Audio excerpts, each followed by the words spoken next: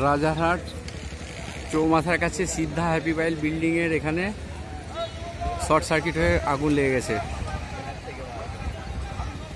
এই দেখুন, আর এটা হচ্ছে সিদ্ধা হ্যাপি পাইল।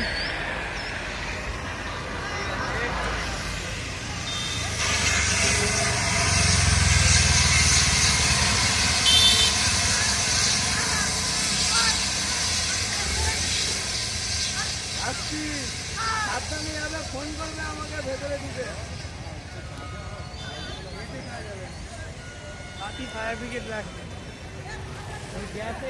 ফায়ার ব্রিগেডকে কল করতে হবে তো, পুলিশ প্রশাসক দাঁড়িয়ে আছে সব এখানে।